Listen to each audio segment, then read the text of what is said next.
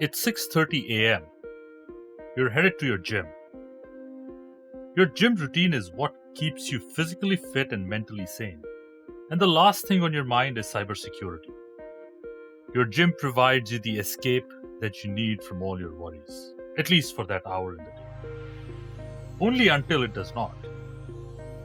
Today, the first thing I read about was how a popular gym management software had a critical vulnerability or a set of critical vulnerabilities that, if exploited, would leak patron data like a broken faucet leaks water. Wait, what? I can't even go to the gym without worrying about cyber risk to me? Turns out that one of the vulnerabilities on the gym management platform opens the door to cross-site scripting exploits, allowing access to patrons' personal data. All the great things that make this cloud-based service indispensable for gyms today are the very things that make these vulnerabilities an ubiquitous risk for all gym patrons. Cross-site scripting is also one of the top 5 most prevalent vulnerabilities that we find in our analysis month after month after month when we compare our data with the OWASP top 10. But before we get into cross-site scripting, let's see what the state of application security is this month. Welcome to NTT Application Security's AppSec Stats Flash, the monthly podcast on the state of application security. Hosted by Setu Kulkarni with analysis from in-house security expert Zach Jones. Let's start off with window of exposure. I want to remind you that window of exposure is tracked over the trailing 12-month period. This month, the sector called the Management of Companies and Enterprises continued its ignominious run to becoming the most vulnerable sector. The sector comprises of establishments that hold equity interests in companies, also called holding companies. So this is a pretty big deal. This month, the window of exposure for this sector is a whopping 74%, meaning 74% of the applications within this sector have at least one or more serious exploitable vulnerabilities open throughout the year. The concerning bit here is that the vulnerabilities that these applications generally suffer from are relatively constant, as we will see in a minute. And as such, these applications present an easy, exploitable, and rich target for hackers. Let me bring Zach in, because one of the things that I think is creating additional risk is the fact that AppSec vulnerabilities are yet another attack vector to embed ransomware, especially for such a critical set of applications like applications for holding companies that are responsible for multi-billion-dollar assets. Zach, what do you think? Applications are a great vector for distributing malware, ransomware, especially if your target is the end users of those applications. Vulnerabilities like cross-site scripting present a great opportunity to trick a user into visiting a trusted site and then believing that, for example, their browser has told them they need an update. Additionally, more serious vulnerabilities that could allow an attacker to compromise the structure or the content of the website permanently, or even worse yet, the infrastructure hosting the website, can turn what was originally maybe a transitive attack against a select group of users into a permanent source of distributing malware, ransomware to anyone who gets tricked into visiting the site or visiting a site that happens to link or embed that site. Absolutely, and especially with ransomware becoming an industry in its own right, with ransomware as a service, all these campaigns are almost like playbooks that can be reused and leveraged against critical applications and critical infrastructure. Isn't that right? Wash, rinse, and repeat, right? You get good at detecting a certain flaw, a certain type of flaw, and then you go do it across the entire internet. Absolutely. We'll keep an eye out on this particular sector. For 2 months in a row, we've seen the window of exposure rise. With that, let's move on to the next sector that's bubbling up. It's utilities. Utilities continues to suffer from a pretty high window of exposure with 67% of applications in that space having at least one serious exploitable vulnerability throughout the year. Now, the third, and in my mind, quite important sector that I'd like to call out is retail. This month, retail trade saw an increase of 3 basis points in its window of exposure. It was 58% last time we reported it, and it's 61% this time when we analyzed our data. Now, I think as we get closer to the last quarter of the year, there is going to be an expected increase in the number of transactions and overall activity on retail web and mobile applications. Now, I know, Zach, we've spoken quite a bit about the types of vulnerabilities, and we'll cover that in a minute. But let's talk about what consumers can do to protect themselves from being a subject of a hack, especially with all the retail applications that you and I and our families use on a daily basis on our computer and on our cell phones. We've talked about before on the podcast the strategy that end users can take regarding segregating their online activities. Either on the desktop or on your mobile phone, have a browser that you use for all the fun things that you do online, and have another browser that you use when you're doing serious things, conducting transactions, business. Open that browser when you're doing something serious, log into what you're doing, log out of what you're doing, and close that browser down. I also have that browser in my case as not my default browser for opening links for other sources, right? So when I get a link in an email or when I get a link in some other source from someone, a chat message or something, it doesn't open in the browser in which I conduct serious business. The second strategy, specifically regarding retail, that I undertake personally is that sometimes I alter my purchasing behavior and my decisions based on really the fact that I don't trust every site on the internet to take my payment information. There's a few big names out there, things like Apple Pay, things like Google Pay, potentially like PayPal, that are larger, they're more established, they have larger application and information security programs. So they're potentially a little more trustable. So, make your decision about how you want to conduct business online. And in the case that you see a similar price with a similar cost of shipping, maybe look at that additional factor and say, well, site one wants me to send them my payment information, and site two will allow me to involve a trusted third party instead, and maybe make that second decision. Yeah. So basically, I think an underlying theme here is, yes, all of us want instant gratification. We want to click, buy, deliver in 2 hours. But maybe there is an approach here where before we click buy, we just take a step back and think about the overall context in which that purchasing decision is being made. Look at the website, make sure it's an HTTPS connection. Like you said, make sure that there's a trusted payment intermediary that you can use. And last but not the least, I really like this idea of, dare I say, sandboxing your fun activities within one browser and serious activities in another browser, and just having that separation of concern in our lives as well. I know it's a difficult thing to do. It's kind of forced behavior, but I guess it's an important change we ought to make in our internet usage patterns, I guess.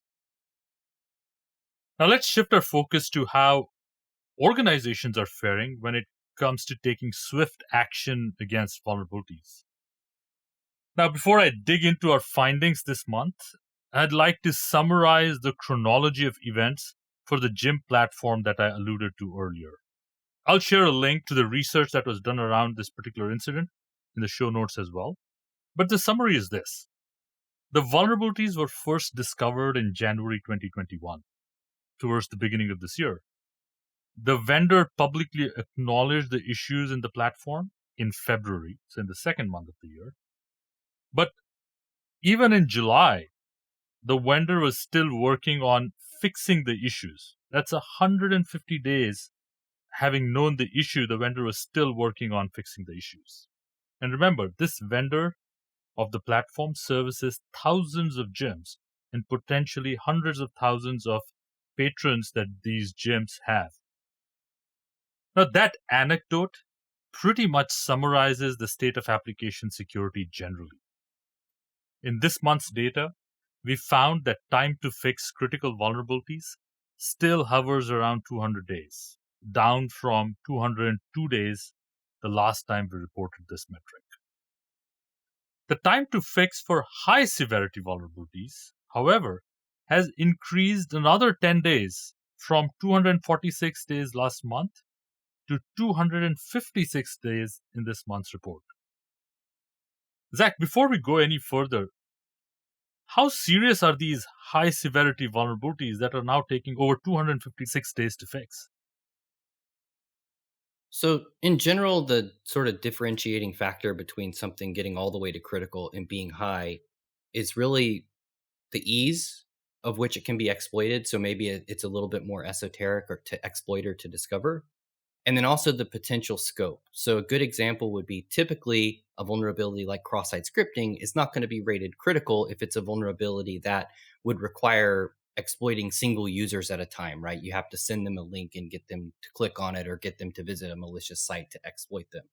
However, if that same vulnerability is something that can be embedded in the site permanently, and therefore every user of the site is going to be exposed to it when they visit the trusted site, then something like that gets raised to a critical risk. So these high vulnerabilities are still things that can cause problems for a significant number of users or for the operators of the websites themselves. They're not something to play around with, that's for sure.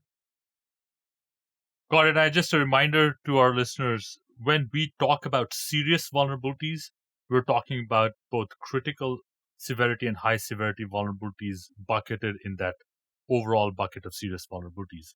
And now with that out of the way, maybe a rather controversial question for you, Zach. Look, what if organizations completely ignored all the vulnerabilities other than critical and high? Let's say we devote all the time, energy, and resources we have to fixing only critical and high vulnerabilities. Is that a good way to improve the overall performance around fixing critical and high vulnerabilities by just focusing narrowly on those two severity types? Well, as we talked about before, it is an issue of bandwidth and prioritization. And we know that there are plenty of critical and high risk vulnerabilities being reported to organizations, enough to probably outpace their ability to remediate those alone. And so I think a laser focus is something that organizations have to take a hard look at. But as we've seen in the breakdown of the time to fix data by risk, just having a policy of risk based remediation doesn't always show up in the data of how remediation actually occurs. So the question might be, how do you actually do that? Do you stop reporting those low, medium risk vulnerabilities at all to the organizations that are responsible to fix them until the highs and criticals are resolved or have a plan for resolution? I think that's an interesting question. But I think focus is definitely warranted, but we also have to be careful not to always look at these risks in a vacuum, right? Individual vulnerability risks don't always align with the overall risk of the application as a whole, right? With the chaining of vulnerabilities, leveraging one to another can certainly change that aspect. So you really need a skilled team to be looking at the holistic picture of the application and doing the risk calculation for it as a whole, and then devising a strategy to effectively reduce that risk profile as a whole, rather than in the context of one specific vulnerability or another. And maybe another thing to add here is also making sure that you have a good understanding of what your overall application landscape looks like. Maybe having an inventory of all the applications that you're responsible for as an organization, and then risk rating each one of these applications from a business risk point of view. There are going to be certain applications that are super critical to keep the lights on in the business, and that's where you ought to pay the most attention to. Yeah, you have to know your threat model, and that has to really guide your approach to remediation, whether that's policy based risk remediation, whether that's specific initiatives. Threat modeling is one of those things that gets talked about a lot. Oftentimes people roll their eyes, but when it comes to the rubber meeting the road and taking the steps that are necessary in the moment to take the right direction, that's really where you're looking at a vulnerability or a set of vulnerabilities, and you apply that outside knowledge of what are we trying to protect and who are we trying to protect it from that can really guide those decisions. And again, I'll go back to, you really need that expertise within your organization to help you look at that, prioritize that, and make an action plan against that. When we talk about threat modeling, though, I think there is a crawl, walk, run approach to threat modeling. Threat modeling can be made as complex as you want it to be. But as a takeaway, would you agree that if you're doing no threat modeling today, maybe the basic set of things you need to do to start that process is identify the top 10 applications that most affect your business and focus on those, have a risk mitigation plan for those 10 applications or 15 or 20 applications. Maybe that's a good place to start as you mature your threat modeling initiative in the organization. Yeah, absolutely. We see a lot that when organizations get started, they turn quickly to doing vulnerability scanning to understand their risk profile. And that's a valuable thing, but we always struggle with communicating. Knowing about the vulnerabilities is important, but if you don't have the framework around that to deal with that, you're really not getting the value that you need to from that piece of the overall program. Good. With that out of the way, let's take a quick look at the most stable portion of our analysis, which is vulnerabilities by prevalence. The top 5 vulnerability classes have remained constant throughout the year. They are information leakage, insufficient session expiration, cross-site scripting, which we'll be double-clicking on today, insufficient transport layer protection, and content spoofing. Now, in June, Zach and I did a detailed analysis of each one of these vulnerabilities and discussed some simple examples of each one of these vulnerabilities. We did a full circle earlier this month in a conversation with Matthias, the co-founder of Secure Code Warrior, on some of the strategies to use around this vulnerability prevalence data to improve code security. I'll link both those episodes in the show notes. Since the beginning of this year, though, Zach and I have been on a mission to reinterpret the OWASP top 10 based on the data that we analyze on a monthly basis. So far, we've analyzed A6, which is security misconfiguration, which is the most prevalent category when we look at our data. We've gone down that list and analyzed A3, sensitive data exposure, which is number 2 on our list, A5, broken access control, which is number 3 on our list. Today, we're going to look at A7, cross-site scripting, which is number 4 on our list of most prevalent vulnerabilities. Overall, cross-site scripting has an almost 12% likelihood across all the applications we analyze. Now, before we double-click into cross-site scripting, let me turn this over to Zach. Zach, can you do a quick overview of what cross-site scripting really is? Sure. Cross-site scripting is a case where the application allows user input to influence the presentation layer back to the user.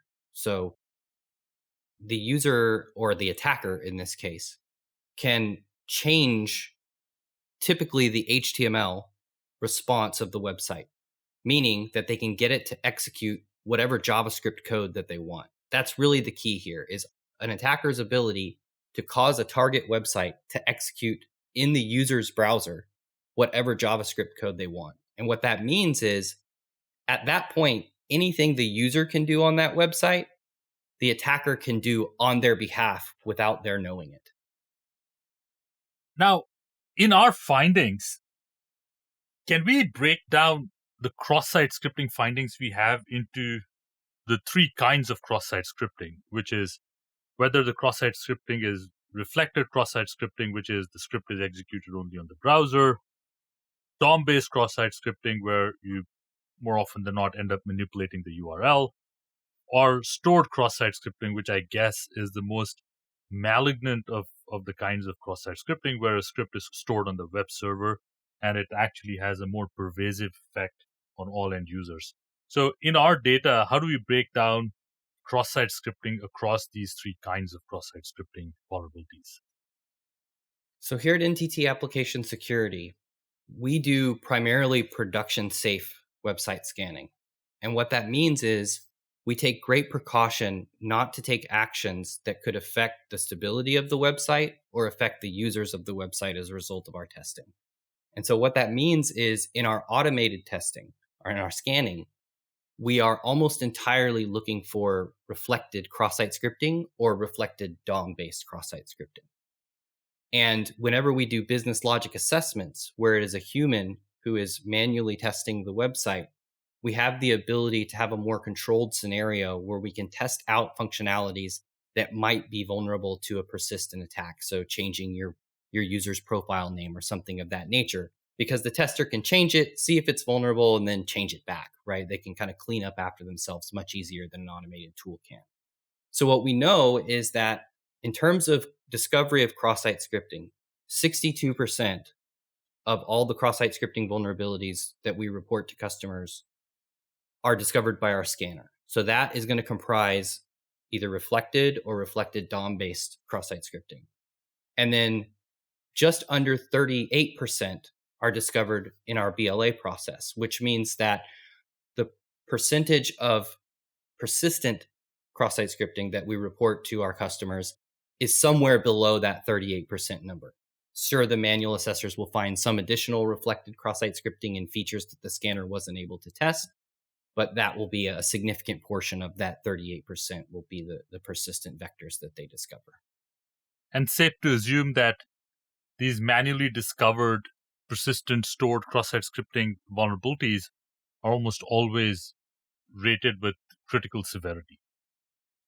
Correct. And the additional piece there is that when you look at the breakdown of where those vulnerabilities are in the site when they're manually discovered, in terms of are they in the unauthentication portion of the site or are they in the authenticated portion of the site?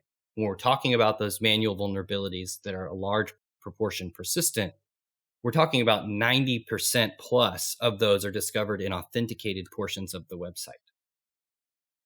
Now, shifting focus to what we find from an automated point of view, these are kind of the reflected cross-site scripting or DOM-based cross-site scripting vulnerabilities.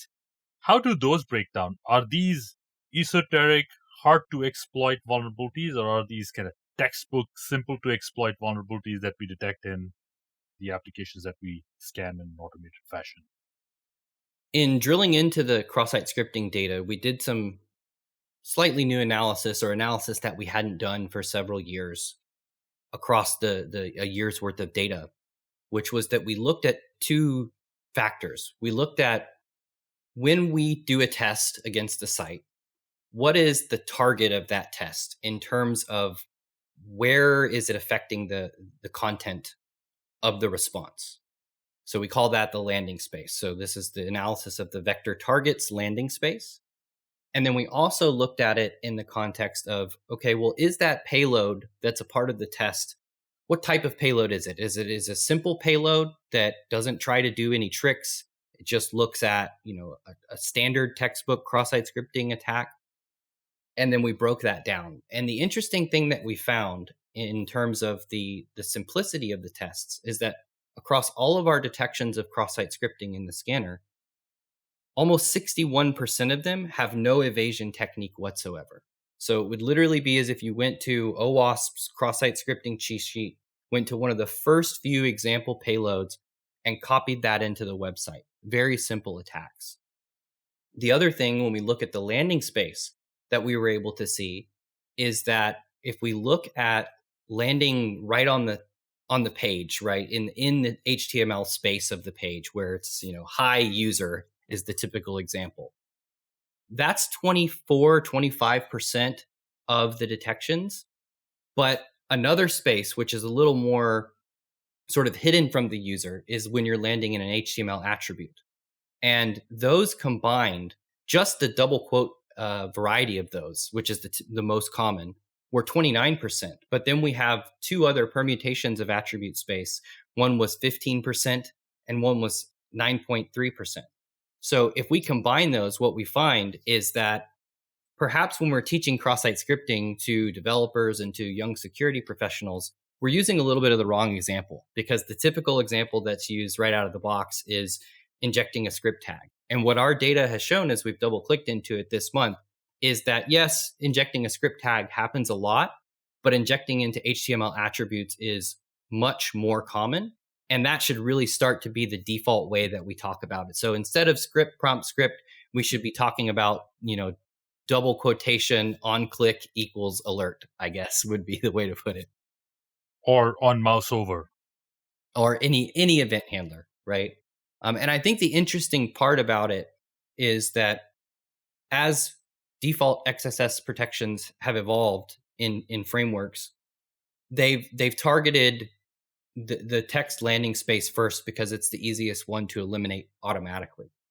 But when you start to get into attributes, the reasons that data is being put in attributes and the ways that it's being processed by the backend application make it just a little less obvious that that is actually user input that's ending up in those spaces. And so it's kind of a out of sight, out of mind thing. You don't think about that type of reflection maybe as a developer. When you do it, you don't see it as a user input being put into an attribute. And so it shows up in the data as a place where the most opportunity for cross-site scripting attacks is occurring out there. Interesting, right? When we talk about HTML and JavaScript, there is that flexibility that HTML and JavaScript offer that make cross-site scripting almost very difficult to prevent if you were trying to prevent it on your own. And I think that's where the advice of using templates comes into picture, right? You use a template that has already handled a lot of the corner cases that otherwise you'd have to handle with code. So is there a role here of fixating on a particular or a handful of templating engines within your application development teams and just focusing on using and reusing those templating engines and making sure all the corner cases and extensions that you need to write are written in a central manner and then distributed across all the software development teams? I see two pieces there. And we've talked about this divergence before.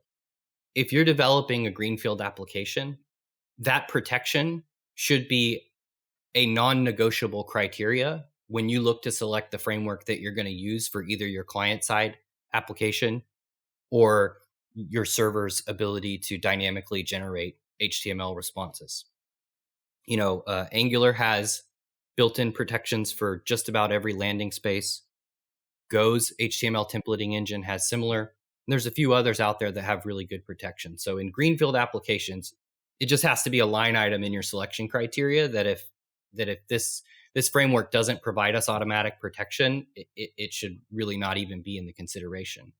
And then from there, when we talk about legacy applications, I think there has to be a serious consideration looking at your own data and the prevalence of cross-site scripting in your applications about perhaps not attacking individual instances of cross-site scripting, but having really an organizational initiative to say, let's pick one of these template engines and let's go put it into these legacy applications so that we're not chasing our tail with regards to finding and fixing on these things, but then also, having developers go back to these old legacy technology stacks that don't provide the protections and not knowing the defensive coding techniques that they need to take in those circumstances.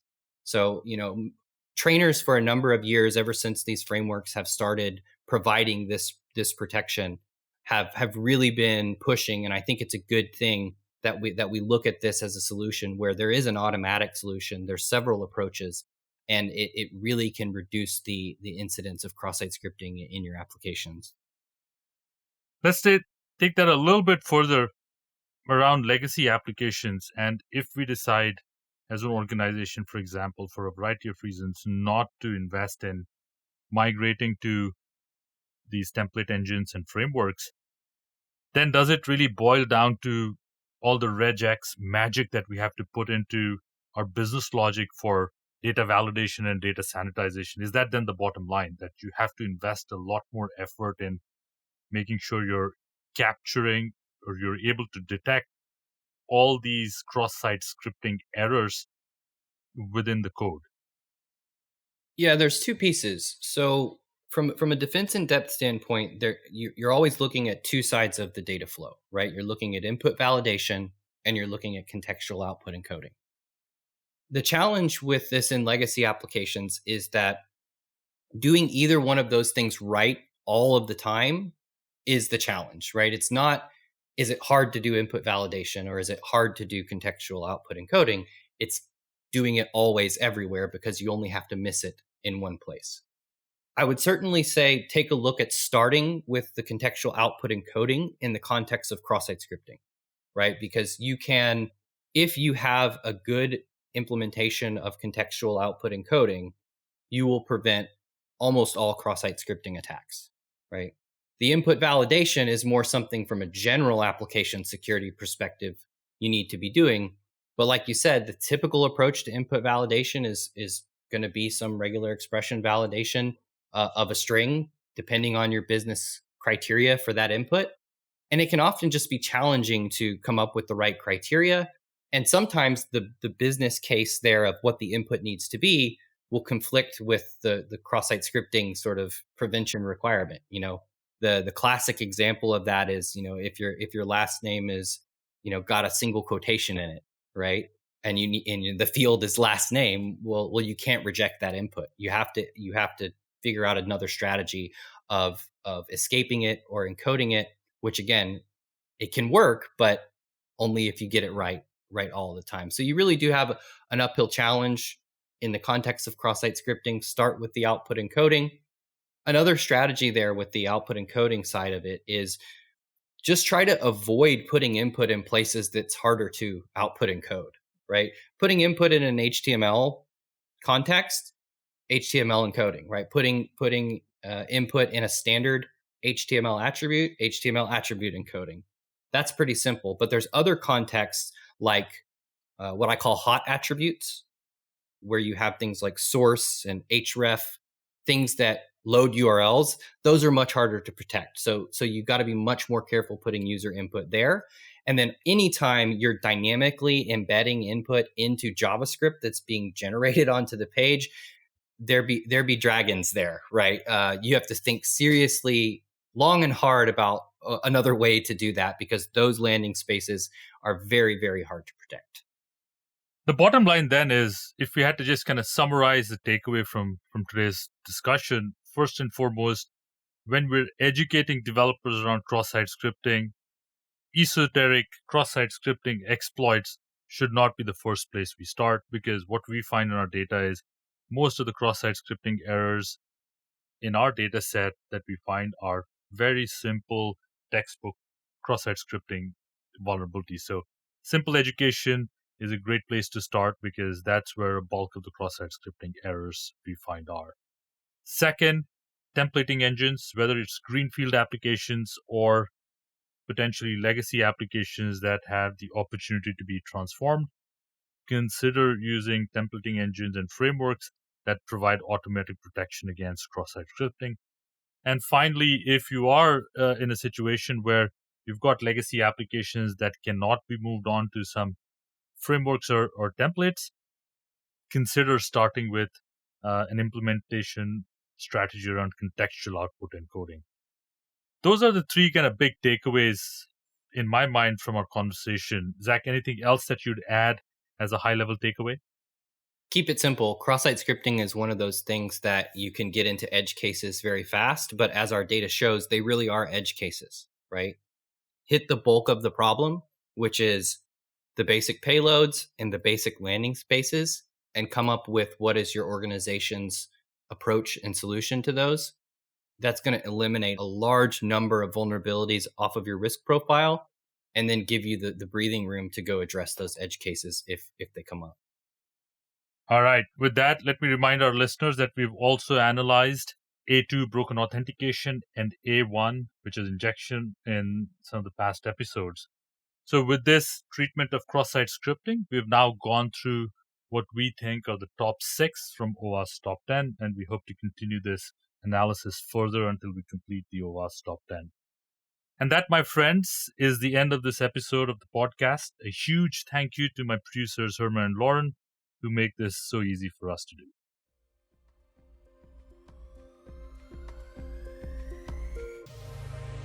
Thank you for listening to NTT Application Security's AppSec Stats Flash. To learn more, download the report or visit us on the web at www.whitehatsec.com.